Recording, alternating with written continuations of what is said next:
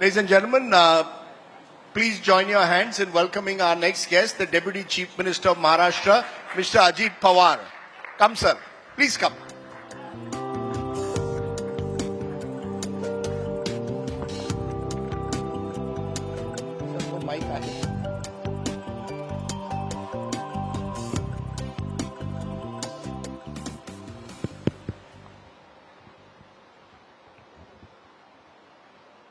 If there is one politician who is arguably the most inscrutable and also in some ways the most controversial, and also someone who has stayed away from the media for a very long time, but finally a few months ago broke his silence to us during the campaign and is now perhaps for the first time on a national conclave platform, please welcome the Maharashtra Deputy Chief Minister and NCP leader, Mr. Ajit Pawar.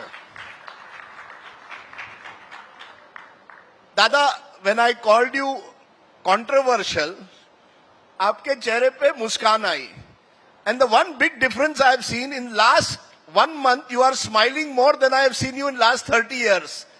क्या हो गया है? कुछ reinvention हुआ? आपने नया jacket का colour भी बदल दिया है और आप अब मुस्कुराने लगे हैं. राजदीप जी, जब मैं मुस्कुरा नहीं था तो बोलते थे ये मुस्कुराता ही नहीं. अभी ये शुरू किया तो ये मुस्कुराता ही है. मुझे जो ठीक लगता है वैसा मैं करता हूँ. मैं किसी का सुनने वाला नहीं. मेरे मन में जो आता है वो मैं करता हूँ, वही मैं बोलता हूँ. नहीं, पर ये मुस्कुराहट और आपने कलर भी बदल दिया अपने जैकेट्स के. मैं देख रहा हूँ आजकल आप बड़े कलरफुल जैकेट्स. किसी ने मुझे कहा गया, किसी इमेज मेकर ने दादा को कहा है, दादा थोड़ा मुस्कुराइए, इतना कठोर मत रहिए. ये जैकेट पहना है कलर वाला, इसीलिए आपने सवाल पूछा ना. अगर हमेशा जैसे जैकेट पहन के आता तो आप वो पूछते ही नहीं थे. आपने मुझे सवाल पूछने के लिए ये जैकेट पहना है. नहीं, but is there a reinvention of Ajit Pawar कि जब से आप पिछले 1 साल से आप एक तरह से आप पर एक के बाद एक विवाद, कंट्रोवर्सी था, और जब चुनाव आए लोकसभा के तो आपका परफॉर्मेंस भी कुछ खास नहीं रहा, केवल 1 सीट जीत पाए. तो लोगों ने कहा अब अजीत पवार का क्या होगा. डू और डाई मोमेंट है ये विधानसभा इलेक्शन. डू अग्री कि आपके लिए अब 2024 असेंबली इलेक्शन डू और डाई फॉर अजीत पवार? अभी देखो, हम ये जो गवर्नमेंट चला रहे, महायुति का गवर्नमेंट है. एकनाथ शिंदे, देवेंद्र जी, मैं और हमारी तीनों की पार्टी और बाकी के हमारे जो ग्रुप में अलग अलग छोटे छोटे पार्टियां सब मिला के वो चला रहे. मुझे ऐसा नहीं लगता. हम अच्छी तरह से हमने योजनाएं लाई है, काम किया है, डेवलपमेंट का काम शुरू है. तीसरी दफा प्राइम मिनिस्टर नरेंद्र मोदी साहब हुए हैं. वो उन्होंने पहले ही कैबिनेट में अपने यहाँ वाडवन पोर्ट, जो बहुत सालों से हमारे मन में था कि होना चाहिए होना चाहिए होना चाहिए, 30 साल चालू है लेकिन कभी हुआ नहीं, उसको करीबन 76,000 करोड़ रुपया सैंक्शन किया है. वो काम अभी शुरू होगा. हम डेवलपमेंट का सोचते हैं और उसी हिसाब से आगे जाना चाहते हैं. मुझे भरोसा है, मुझे विश्वास है, हम जब महाराष्ट्र के वोटर्स के सामने जाएंगे, लोगों के सामने जाएंगे, तब यही बताएंगे कि सेंट्रल में अभी एनडीए का गवर्नमेंट आया है, उसी का ही गवर्नमेंट यहाँ अगर आया महाराष्ट्र में तो अपने को ज्यादा फायदा होने वाला है. कैसा फायदा होगा? तो जैसे सेंट्रल गवर्नमेंट नया आने के बाद एक बजट आया तो बजट में आंध्र प्रदेश को ज्यादा पैसा मिला, बिहार को ज्यादा पैसा मिला. उसी हिसाब से अपने महाराष्ट्र को भी ज्यादा फंड्स मिलना चाहिए, ऐसा हमारा कहना है, हमारा इरादा है. और उसी हिसाब से हम लोगों के सामने जा रहे हैं. अलग अलग जो इशू थे, जब पार्लियामेंट का चुनाव था तब अपने महाराष्ट्र में हमने जो देखा, रूरल एरिया में प्याज की जो एक्सपोर्ट प्याज होना चाहिए था वो बंद किया था, वो अभी हटवा दिया. अभी प्याज एक्सपोर्ट करने के लिए पूरी मदद चालू है और फार्मर्स को दाम भी अच्छे तरह से मिल रही है. ऐसे अलग अलग हमारे इशू थे जो फार्मर्स के थे, ज्यादा करके सोयाबीन हो या कॉटन हो या शुगर केन हो, ये बहुत से इशू हम प्राइम मिनिस्टर के पास या होम मिनिस्टर के पास जाके वो उसमें से रास्ता निकाला है। तो लोगों को जो चाहिए था वो हमने करके दिखाया है, और हम अभी लोगों को बताने वाले हैं कि अगर दूसरा गवर्नमेंट आया तो वो क्या बोलेगा। देखो, सेंट्रल वाले हमारा सुनता ही नहीं तो हम क्या करें। बहुत से ऐसे इशू रहते हैं जो फार्मर्स के भी, कि जो सेंट्रल के हाथ में रहते हैं। हम फार्मर्स को बताएंगे या हम महाराष्ट्र के लोगों को बताएंगे कि अगर हमारा ही गवर्नमेंट आएगा तो ये सब इशू हम जाके वहां सॉल्व कर सकते हैं, वैसा अपोजिशन वाले नहीं कर सकते। तो आप कह रहे हैं डबल इंजन की सरकार लेके आप जा रहे हैं, लेकिन अभी आप जो स्माइल कर रहे हैं कि 3 महीने में, क्योंकि लोकसभा चुनाव हुए मई में, उस चुनाव में एक चीज होती है अजीत पवार, आप अपनी धर्मपत्नी सुनेत्रा जी को अपनी बहन सुप्रिया सुले के खिलाफ लड़ाते हैं। अब मुझे आज सच बताइए, क्या ये सही है कि अमित शाह जी ने आपको कहा कि आपको लड़ाना पड़ेगा, अगर आप वाकई इस अलायंस में रहना चाहते हो तो आपको सुप्रिया सुले और शरद पवार को टक्कर देनी पड़ेगी? क्या ये आपको अमित शाह जी ने कहा था और उस वजह से आपने उनको लड़ाया? बिल्कुल, मुझे किसी ने नहीं कहा था। पहले ही मैंने आपको बताया है, मैं किसी का नहीं सुनता। मेरे मन में जो आता है वो मैं करता हूं। लेकिन उसमें अमित शाह ने बताया नहीं था, किसी ने बताया नहीं था। और बाद में जब रिजल्ट आया और कुछ दिन गए तो मेरे मन में आया कि मैंने जो डिसीजन लिया वो गलत लिया। तो मैंने किसी के इंटरव्यू में बता दिया कि वो मेरा वो गलती थी आपकी। वो गलती थी। मैंने बताया ना, वो मैंने वैसा नहीं करना चाहिए था। बाद में जो काम करता है ना वही गलती करता है, जो काम ही नहीं करता है उसकी गलती होती ही नहीं है, वो काम ही नहीं करता। नहीं, पर ये बताइए, जिस तरह से ये पूरा प्रकरण हुआ, एनसीपी टूट गई, आप अपने ही, मैं किस तरह से उनको कहूं, आपके गुरुजी कहूं उनको, शरद पवार जो है जिन्होंने आपको एक तरह से राजनीति में लाया, उनके खिलाफ आप चले गए, आपने एनसीपी को तोड़ा, फिर आप अपनी पत्नी को सुप्रिया के खिलाफ लड़ाते हैं बारामती में। क्या कहीं ना कहीं जब आप रात को सोते हैं तो सोचते हैं यार ये गलत किया, शरद पवार के जो इतने साल से मेरे बेनिफैक्टर थे, मेरे गुरु थे, उनके खिलाफ मैंने बगावत की, ये भी सोचते हैं? ये बगावत वगैरह कुछ नहीं की, आप गलत पूछ रहे हैं। मैंने बहुत दफा बताया, अभी वो जो इशू हुआ है उसको 1 साल हो गया, वो बार बार उठाने की कोई जरूरत नहीं है। No regret. मैंने तब बताया था, हमने बहुत दफा, जब उद्धव जी ठाकरे का गवर्नमेंट अभी जाने वाला है, मेजॉरिटी वो उनके हाथ में नहीं रही थी, खुद एकनाथराव जी शिंदे चीफ मिनिस्टर ने कुछ विधायकों को लेके वो बाहर सूरत गए थे। तब हमें पता चला, मैं मंत्रालय में बैठा था कि अभी ये गवर्नमेंट जाएगा। मेरे चेंबर में, मैं डिप्टी चीफ मिनिस्टर ही था तब, मेरे चेंबर में सभी राष्ट्रवादी कांग्रेस पार्टी के विधायक इकट्ठा हुए। तब जो मिनिस्ट्री में मिनिस्टर थे वो भी सब इकट्ठा हुए, सबने एक लेटर तैयार किया। वो लेटर सबने साइन करके हमारे लीडर पवार साहब के पास वो भेजा। हमारा तब का मिनिस्टर राजेश टोपे ने वो लेटर लेके साहब के पास गए, साहब के हाथ में वो लेटर दिया।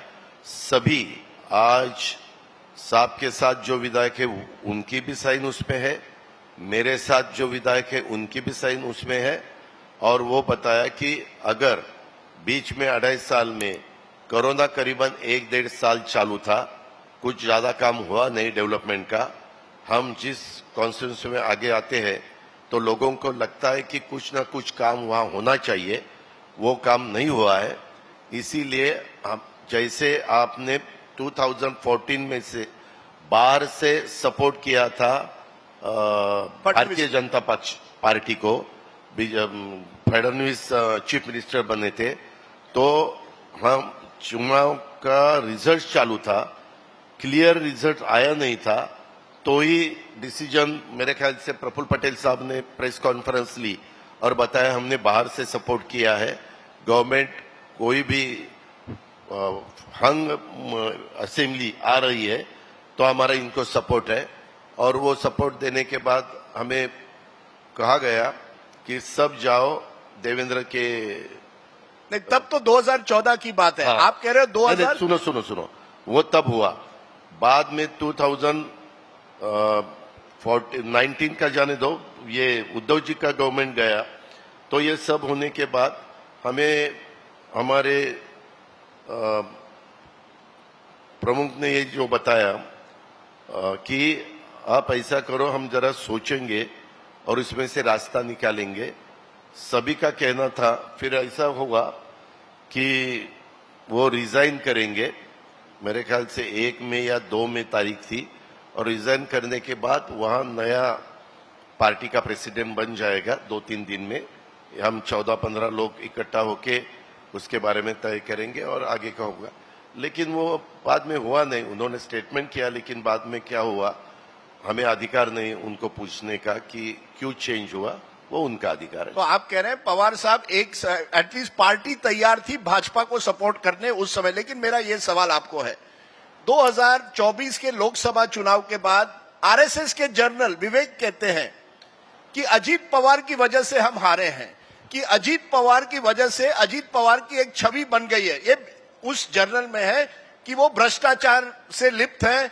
उसी अजीत पवार को जिसको हमने टारगेट किया कि वो करप्ट है, उसी अजीत पवार के साथ जुड़ गए, इसलिए हमारा नुकसान हुआ। क्या कहेंगे? मेरे ऊपर एलिगेशन कब हुए? 2009 में 10 में। अभी 2024 चालू है। इतने साल में मेरे ऊपर अगर एलिगेशन हुए, मैटर चली, कोर्ट में चली, उसमें कुछ भी नहीं निकला ना। एलिगेशन करना बहुत आसान है सर, लेकिन आरएसएस एक बीजेपी मिनट खुद कह रही है। अभी आपने सवाल पूछने के बाद जवाब देने के लिए कुछ तो टाइम दे दो प्लीज। हाँ, तो फिर उसमें मेरे ऊपर एक भी जो एलिगेशन हुआ वो सिद्ध नहीं हुआ। फिर इसके बारे में मैंने किसके साथ चर्चा की थी? मैंने दिल्ली वालों के साथ चर्चा की थी, प्राइम मिनिस्टर, होम मिनिस्टर और नड्डा जी। और या किसके साथ चर्चा की थी? देवेंद्र जी के साथ चर्चा की थी। हमारी जो चर्चा हुई गवर्नमेंट में जाने के बारे में, इतने ही लोगों के साथ चर्चा की थी। बाकी लोगों के साथ चर्चा करने का सवाल ही नहीं उठता। तो अभी ये ऐसा बोल रहा है, वो ऐसा बोल रहा है, ये प्रेस में आ रहा है, मुझे उसमें कुछ लेना देना नहीं है, कुछ लेना देना नहीं। आप महायुति में रहेंगे? अभी तो महायुति में है ना। मैं महायुति का डिप्टी चीफ मिनिस्टर के नाते आपने मुझे यहाँ बुलाया है और मैं आपको जवाब दे रहा हूँ, तो महायुति में हूँ।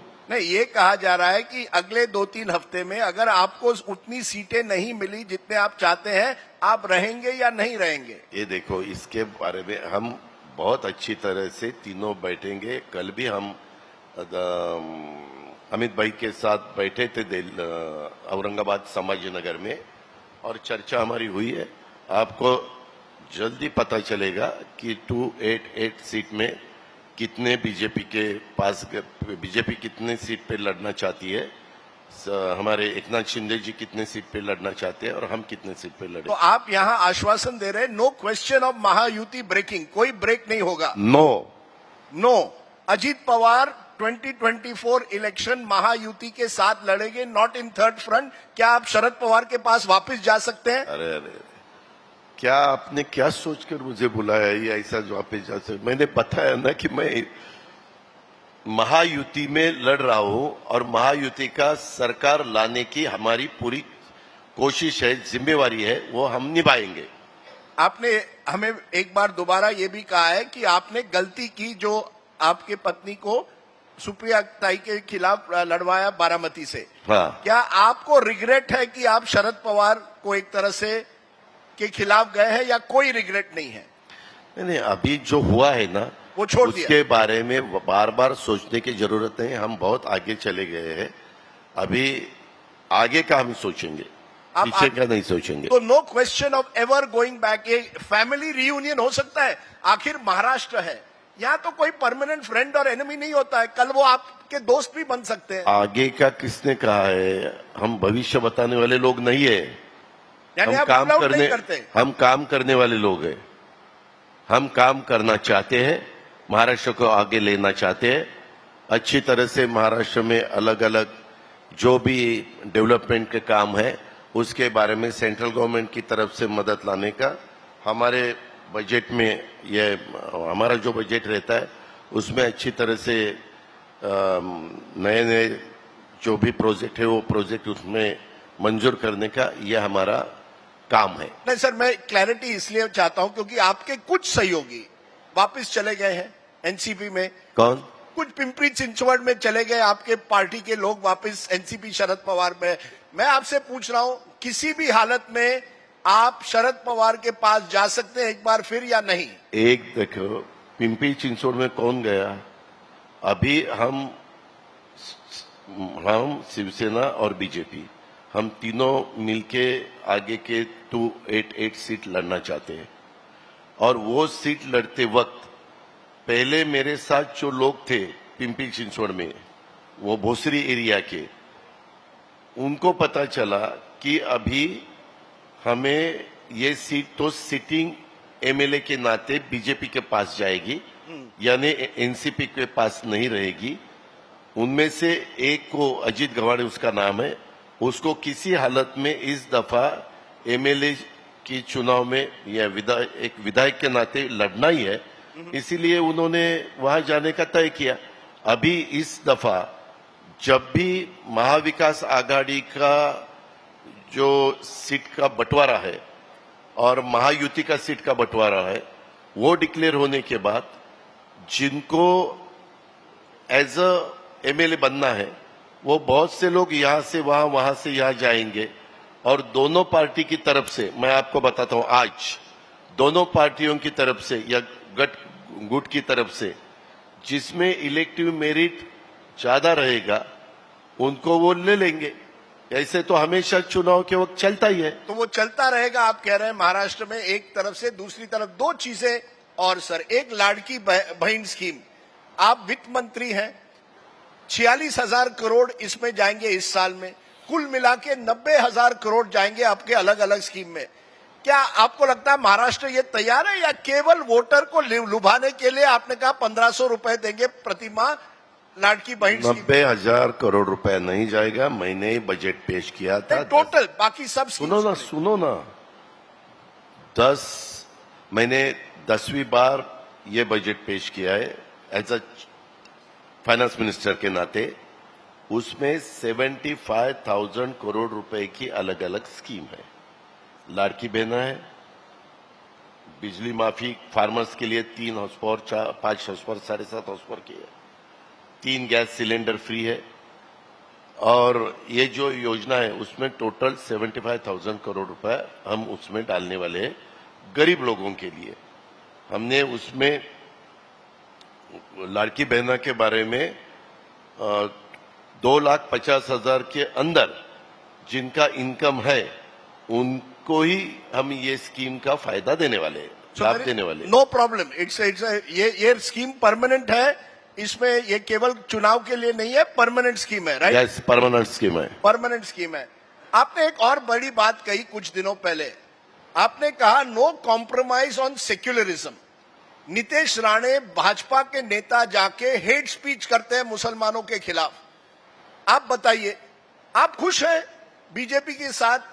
शरद पवार कहते हैं BJP is a communal party, NCP BJP के खिलाफ रहेगी। आप मुझे एक बताओ, शिवसेना कम्युनल पार्टी है? नहीं, ये आप शरद पवार, शिवसेना कम्युनल पार्टी है क्या? मैंने आपको सवाल पूछा। आप जैसे मुझे सवाल पूछते, मुझे भी सवाल पूछने का अधिकार है, डेमोक्रेसी है। आप मुझे जरूर पूछिए, लेकिन मैं जवाब नहीं दूंगा। मुझे एक बताओ, शिवसेना कम्युनल पार्टी है क्या? ये मैं शरद पवार को पूछूंगा। नहीं, वैसा नहीं। आपको अनुभव बहुत है, हम बहुत सालों से आपको जानते हैं, पूरा देश आपको जानता है कौन सी कम्युनल पार्टी है और कौन सी नहीं है, ये आपको भी अच्छी तरह से मालूम है। आपका एक देखो, ये सेक्युलर सोचने वाली नीतीश कुमार जी है। नीतीश कुमार जी बीच में इनके साथ गए, किनके साथ? बीजेपी के साथ। फिर लालू के साथ गए, फिर बीजेपी के साथ गए। वो कहां भी गए तो वो सेक्युलर है। चंद्रबाबू नायडू उन्होंने भी यहाँ वहां यह डिसीजन लिया। ममता बनर्जी बीजेपी के मिनिस्ट्री में गई थी, वाजपेयी जी के। हाँ, ठीक है ना, बिल्कुल। वह मिनिस्ट्री में थी, लेकिन वो भी बाहर निकली। अभी वो सेक्युलर है क्योंकि वो चीफ मिनिस्टर बनी है। ऐसा चालू है ना। तो मैंने तो हमेशा बताया है, मैं सेक्युलर विचारधाराओं का हूं। शिवशाहू फुले अम्बेडकर की विचारधारा से मैं आगे जाना चाहता हूं। मैं इसमें डेवलपमेंट के नाते इस गवर्नमेंट में गया हूं और काम करना चाहता हूं। मैं काम करने वाला आदमी हूं और मेरा काम चालू है। आपका काम चालू है, लेकिन आप 5 बार, अगर नीतीश कुमार का आपने जिक्र किया, नीतीश कुमार का एक रिकॉर्ड है, मैक्सिमम नंबर ऑफ टाइम्स उनको स्वेरिंग इन उनकी हुई है मुख्यमंत्री। आपका भी रिकॉर्ड है, आप मैक्सिमम नंबर ऑफ टाइम्स उप मुख्यमंत्री स्वेर इन हुए 5 बार। 5 बार। कभी कभी लगता है यार मुख्यमंत्री बनना है। अरे बनना है, लेकिन हमारी गाड़ी वहां ही अटकती है तो क्या करें। नहीं तो मैं कोशिश करता हूं कि वहां आगे भी जाए, आगे भी जाए, आगे भी जाए, लेकिन चांस नहीं मिलता। एक दफा एनसीपी को चांस मिला था 2004 में, लेकिन हमारे नेताओं ने वो क्या डिसीजन लिया हमें अधिकार नहीं। तो ये गाड़ी आगे कैसे जाएगी? क्योंकि ये कहा जा रहा है कि 1 साल पहले आपने शरद पवार जी को इस वजह से छोड़ा था कि आपको लगा यहां मैं मुख्यमंत्री नहीं बन सकता, कम से कम अगर मैं बीजेपी और शिवसेना के साथ जुड़ जाऊं बन जूंगा। अब हमारे साथ एकनाथ शिंदे थे, एकनाथ शिंदे कुर्सी पर ऐसे बैठे थे कि वो छोड़ने ही नहीं वाले हैं। तो अब क्या होगा? ये देखो, जो भी कोई भी कुर्सी पे बैठता है उनको वो कुर्सी अच्छी लगती है। आप वहां बैठे, आपको भी अच्छी लगती है ना आपकी कुर्सी, वैसे ही सबका है। उसी हिसाब से कोशिश करना अपना काम है हर एक का। लेकिन अभी भी वो एम्बिशन है कि नहीं? नहीं, लेकिन सबको ये सीट एक ही है, महाराष्ट्र की चीफ मिनिस्टर की सीट एक ही है और 145 मैजिक फिगर है। 145 मैजिक फिगर जो इकट्ठा करेगा वो चीफ मिनिस्टर बन सर, जाएगा। आपकी अभी भी एम्बिशन है कि नहीं, ख्वाहिश है कि नहीं ये मुख्यमंत्री देखो, बनना? अभी मैं ये इशू के बारे में आपको जवाब देना नहीं चाहता। मेरी एम्बिशन यही है, पहले महायुति का सरकार कैसे फिर वापिस महाराष्ट्र में आएगा उसके बारे में हमारी पूरी कोशिश चालू है।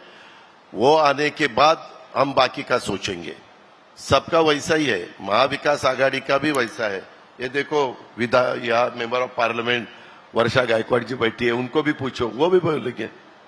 क्योंकि क्या होता है कि सबको ऐसा लगता है कि अपना चीफ मिनिस्टर बनना चाहिए, लेकिन वो होने वाला नहीं है। How many seats? ये महायुति हाउ मेनी सीट्स? हम जितने भी सीट पहले हमारे थे उसी हिसाब से ये देखो, ज्यादा करके 2019 में बीजेपी के सिंबल के ऊपर कितने सीट आए उतने तो वो लड़ेंगे ही लड़ेंगे। एनसीपी के कितने आए उतने एनसीपी लड़ेंगे। शिवसेना के कितने आए वो लड़ेंगे। खाली कितने रहते, जो कांग्रेस की सीट है और निर्दलीय है या इससे कोई पार्टी है, इनके करीबन हमारे सबके मिलके करीबन 200 सीट तो ऐसे क्लियर है। 200 सीट नहीं, 105 चले, हाँ करीबन 200। तो 88 के सीट के बारे में बंटवारा होगा। बाकी तो जो पहले दफा 2019 में जीत के आए थे उतने से सुखारी को मिलना। आपने सीट शेयरिंग फॉर्मूला एक तरह से हमें बता दिया क्या होगा, लेकिन आखिरी सवाल, कुछ दिनों में दशहरा आएगा, उसके दशहरा, उसके बाद दिवाली। जब पवार परिवार घर पे मिलता है, आप लोग दिवाली के दिन, गणपति के दिन एक साथ मिलते हैं कि नहीं? वो अभी तक उठना बैठना है कि नहीं? ये देखो, मैं गवर्नमेंट में गया जुलाई में, उसके बाद दीपावली आई थी। दीपावली में हम एक दूसरे के साथ गए थे, मिले थे, एक होके दीपावली हमने। बट ये कैसा है कि आप चुनाव एक दूसरे के खिलाफ लड़ेंगे, दीपावली, रक्षाबंधन, गणपति एक साथ गुजारेंगे? सुनो ना, हमारे यहाँ मेरी आंटी है सरोज पाटिल, उनके मिस्टर थे एनडी पाटिल।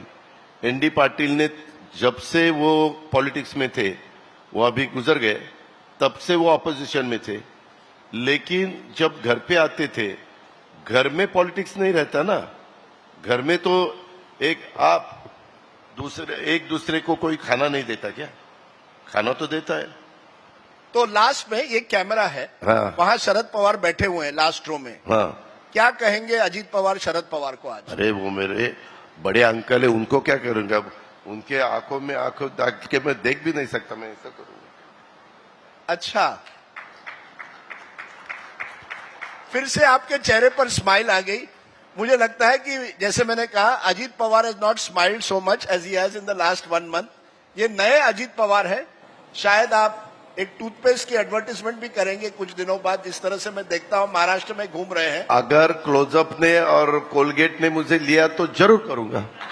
ओके, चलो, if there is anyone from Colgate and you want to know how to smile as a politician, please turn to Ajit Pawar. Also now in all his rallies 75% of the crowd is women, because he has decided कि women vote bank will decide the vote. So go to any rally of Ajit Pawar, महिला always first row में। ये भी कुछ नयापन है। हाँ, बराबर है ना। मैंने देखा है, मैंने बहुत चुनाव लड़े हैं। 91 में मैं पहली बार मेंबर ऑफ पार्लियामेंट बना। उसके बाद जो भी चुनाव आए, एमपी के हो, एमएलए के हो, वो हमेशा मैं उसमें काम करता था, आज तक करता हूँ। तब मैंने देखा ये जो महिलाएं हैं, उनके मन में जिनको वोट देना है वो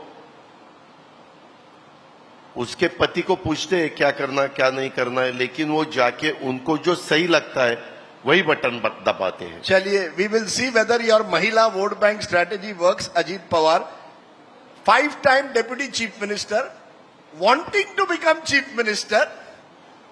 अजीत दादा, आप हमारे इस कार्यक्रम में आए, बहुत बहुत शुक्रिया। Thank you very much. Thank you very much.